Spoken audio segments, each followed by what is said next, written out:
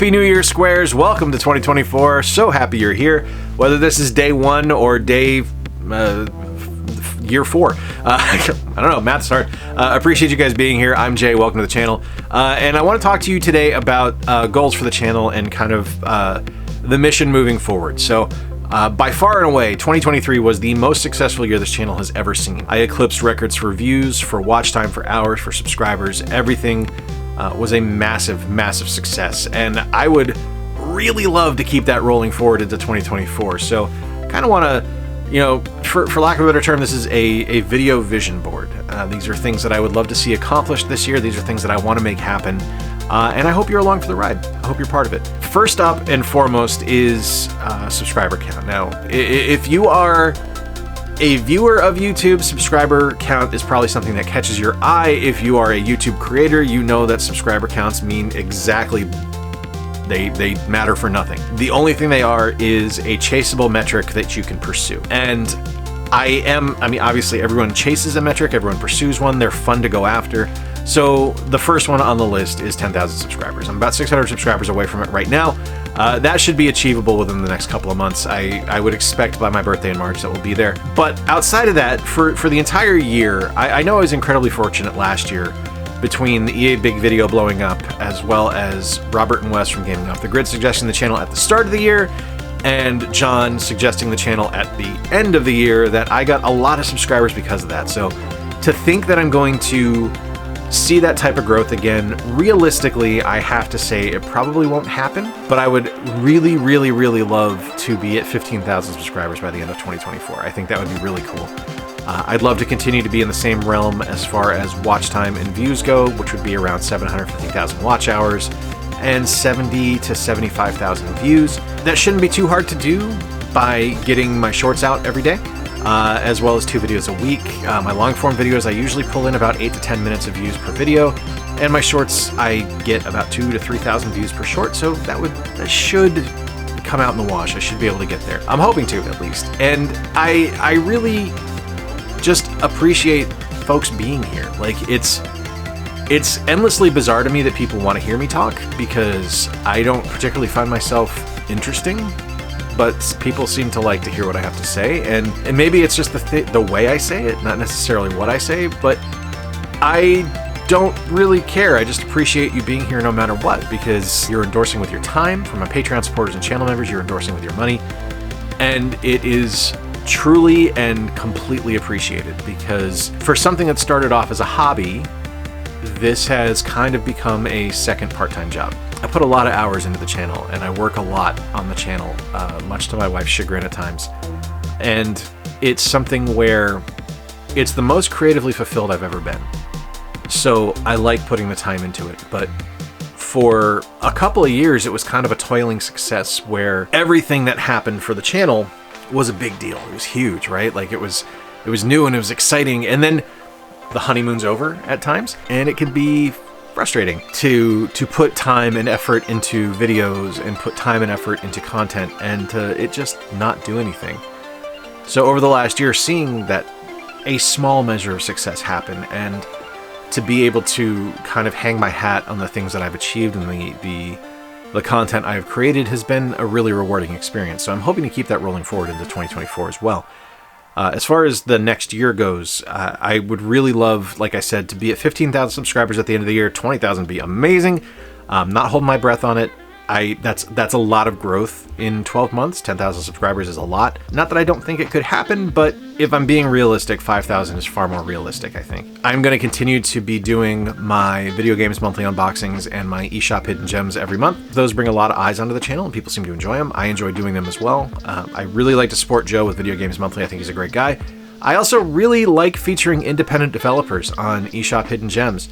And not gonna lie, being able to mark Squaresoft off a list when I got to cover Dragon Quest Monsters last month, that was a huge, huge thing for me. They're one of my all-time favorite developers, so to be able to apply for a code and for them to say, yes, you're good enough, you can have a code, I was on a bit of a high for a couple of days because of that. It was a really nice feeling. As far as other things for the channel go, I am looking forward to hopefully doing some more collaborations. Obviously, Game Dad, Chris and I are close So hopefully we'll be doing some more stuff in the year. I'd like to do some more stuff with Gary from Rock Solid Productions. Obviously with both John Hancock and John Riggs, I'd like to do some more stuff with them. But there's some other people that I just haven't done enough stuff with recently that I'd really like to get some more time with. I'd like to do stuff with the boys from Retro Gaming Pandemic. I would like to work more with Scott and Jen from Retro Rivals, Samantha Azira, Josh from Drinking Games with Josh, Stuart from Generation Pixel. These are all people that I look up to and I enjoy and I appreciate, and these are people that, for me, being able to work with them and to put out content with them is a huge honor and just a huge boon for me and hopefully for them as well. Like, if we're able to work together, that it's something they would want to do. There's other folks as well that I just met this past year that I look forward to working with again as well. Retro Rob. If you're not subscribed to Rob, he's at Retro Believer here on YouTube. He just started a YouTube channel. It's fantastic. Caps Off Gaming. Gene is amazing. He's my brother from Boston. He's awesome. He's just a great dude. Dr. Scott from the Game Closet. There's so many awesome people. Brandy from Gamer Aimer that I've been so lucky to meet over the last year or 2 years and call friends that have really helped kind of motivate me to continue evolving, continue growing the channel, and trying new things and sticking to the old things that work, and not being so obsessed with trying something new to throw away things that I enjoy doing. So thank you to all of them, and I hope to work with them over the next year. As far as conventions go, I did a lot of conventions last year. I was exhausted by the end of the year from doing so many, especially because the last probably 2 months was kind of a sprint of stuff. We had Cleveland Gaming Classic, then we went to Pittsburgh for the Pittsburgh Retro Gaming Show, and then we went on our family camping trip, and then we went to the Detroit Retro Gaming Show, and then we went to Torg, and then we had Thanksgiving, and then we had our 22nd anniversary, and then we had Christmas. It was like, just like the last 2.5, 3 months of the year were just constant. It was a sprint to the end of the year, and I was absolutely exhausted at the end of the year. So I'm probably going to pull the reins back a little bit on attending conventions this year, just because working my 9 to 5 and going to shows just didn't 100% jive.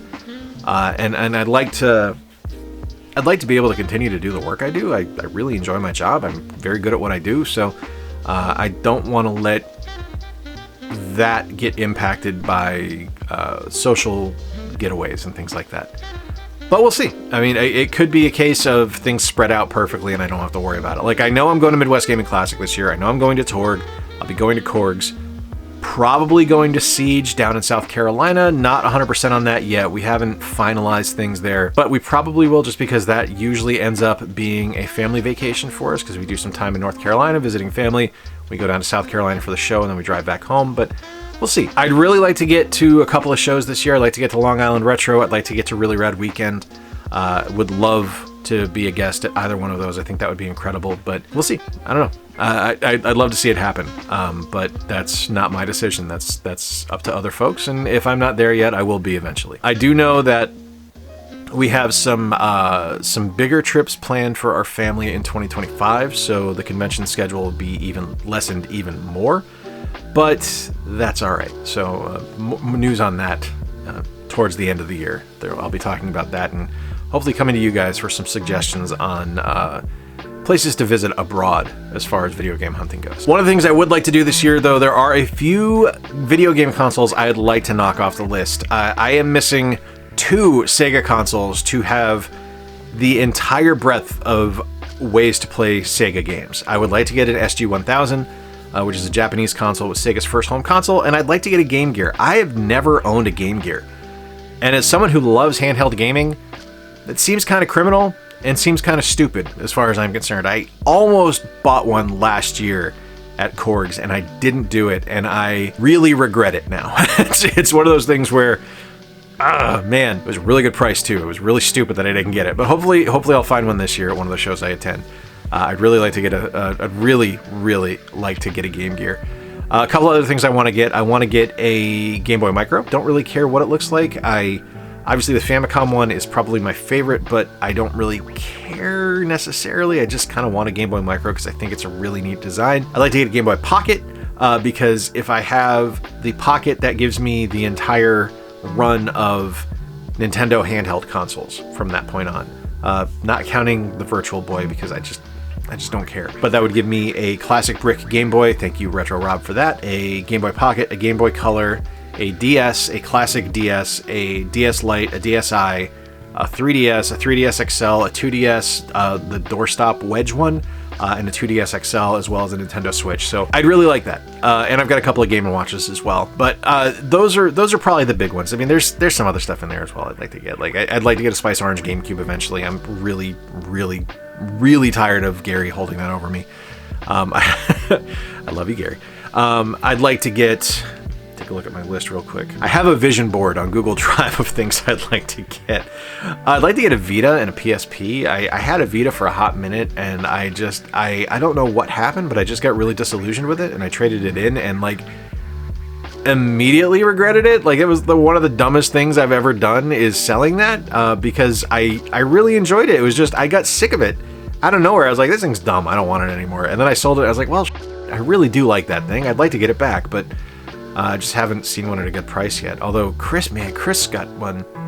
We did our game hunting at the start of December. He found a gorgeous, gorgeous blue slim Vita at the Broken Sword in Plainwell, Michigan for like a coke and a song, man. I am so jealous that he got that deal. The thing was amazing. In beautiful condition. Great looking thing too. I'd also like to get a normal PSP. Never owned one of those. The only exposure I had to the PSP is when it used to electrocute people when they were testing Madden in Florida because they weren't grounded properly. So whenever, I don't know if you know this or not about Florida, but there's a lot of lightning strikes in Florida over summertime. So whenever lightning would strike in Florida, all of our testers would get slightly electrocuted, which I thought it was funny as hell. They might not have, but I thought it was really funny. I'd also really like to get a Neo Geo Pocket Color. I used to own one. I have no idea whatever happened to it. I don't remember selling it or trading it or anything like that. I just went on walkabout. So I'd like to get one of those back. I think it's a great console. Probably my favorite handheld outside of Nintendo's work. My favorite handheld ever is the Neo Geo Pocket Color. As far as other stuff for the channel goes, I mean, there's certainly games I'd like to get, but those are ones that kind of come in waves. So I'll look at those the closer I get to convention season and see if there's anything in particular I want to pick up between just game hunting around here, game hunting down in Indiana, or over in the Detroit area. If there's anything that I'm able to knock off the list, those are kind of always in flux. I think the biggest ones that are kind of continuously on my list right now are the two G.I. Joe games on the NES, just because I've been in a G.I. Joe mood lately, and I'd like to get them. I'm not in a huge rush on it. I mean, they're great games, but I don't, like, it's not some compulsion like getting Suikoden 5 was, where it was like, I need this game to complete my collection. It's just stuff I'd like to have. I'm always looking for stuff for the Sega CD, always looking for stuff for the Sega Saturn, always looking for stuff for the GameCube. For the GameCube? Ooh. Nintendo, Sega, thank me later. Put out a GameCube. I'm always looking for stuff for the Dreamcast, so it's stuff that's kind of just eternally just kind of always on the watch list. It's stuff that I will look for, but it really depends. There's some other stuff I'd like to get. There's a few amiibo I'd like to pick up that I'm missing. There's some controllers I'd like to get. I'd like to get the Epic Mickey paintbrush and the clicker for the Wii, just because I love Epic Mickey so much. I really like to have those. I'd like to get a Black S-type controller for my original Xbox, and I'd like to get a Sega Master System controller. I'm working on that one kind of in the background, so that's probably gonna be knocked off the list eventually. But an OEM Sega Master System controller would be super cool to have. Oh, it would be really cool to get an Arkanoid paddle for the NES, just because it's like one of my favorite NES games. That's kind of a pricey get though. For one thing, I don't necessarily think I'll pick that up, but if I see it for a good price, I might do it. I'm also really enjoying collecting for kind of collecting old Nintendo Powers and stuff like that. So I always keep an eye out for old Nintendo Powers. The main thing I need though, like as far as like paper products go, I am looking for the maps for the original Final Fantasy on the NES. I've got everything else for that game to call it complete in box. I just don't have the damn maps, and I haven't found them. I've only found them once, and they wanted just an exorbitant amount of money for them, so I wasn't going to pull the trigger, and I was at a local store here, and I couldn't do it. It was too much money. So I'd like to find those, and if I can, great. If not, oh well. As far as like more content for the channel, the stuff I'm going to be covering, I am going to continue to do Switch content. I know that bums some people out, but honestly, it gets views, and it is my current favorite modern console. I'd like to get some more PS5 content done. I'd definitely like to get some more Xbox Series X content done. I also want to cover more PlayStation stuff. PS1, PS2, PS3. I don't do a lot of that here on the channel. I don't do a lot of stuff with the Xbox and the Xbox 360 either. So I'd like to broaden my horizons a little bit there and get that stuff covered. I'd like to do more handheld gaming coverage. And I really want to do more Evercade coverage because I think it's just kind of a remarkable little console that I think is doing something really special for today's audience and for today's gaming culture. And yeah, I'd like to get that covered as well. So hopefully there'll be more content like that. There'll be more just kind of general videos that I usually do. You know, I'm good. I'm good for a listicle. I'm good to just sit here and yammer on for 22 minutes as of the recording of this right now. Jesus Christ, I'm so sorry. But anyway, those are the goals for the year. Those are the things I'm looking to accomplish. I hope you're along for the ride. If this is your first day here or this is your 500th day here, thank you so much for supporting the channel. To my Patreon subscribers, to my channel members, thank you guys so much. You guys have done just immeasurable things for the channel. I cannot tell you how much I appreciate it, especially to folks that have been here since Jump. I want you guys to pay attention to your inboxes. I'm going to be mailing you guys out in the next month, asking for a couple of things from you because Meredith and I are working on some thank you gifts for you guys. If you are interested in supporting the channel, I do have a Patreon. Link is in the description down below, or you can just click that join button down below to become a channel member. If you're new here and you like hearing me talk, consider subscribing. I would love to have you stick around. There's also some merch links down below for some t-shirts for Square Pegs, and I am working on a book. Thanks to John Riggs for the idea on that one. I'm working on Tales of an Industry Nobody, where I am just kind of telling stories from my time working in the game industry. So hopefully by the end of the year, we'll have something there, at least a first draft. It's something I'm working on in my spare time, so fingers crossed. Again, Squares, Happy New Year. Thank you guys so much for being here. I appreciate you more than I can say. You guys are just amazing. Thank you so much for your ongoing support. Thank you so much for believing in the channel and endorsing the channel with your time and your patience. And honestly, y'all are so funny. Like, great senses of humor. Thank you so much for being here for that too. Until next time, I've been Jay. I appreciate you spending a little bit of time with me today. Until next time, remember to play more games, stay square, and take care. I'll talk to you soon.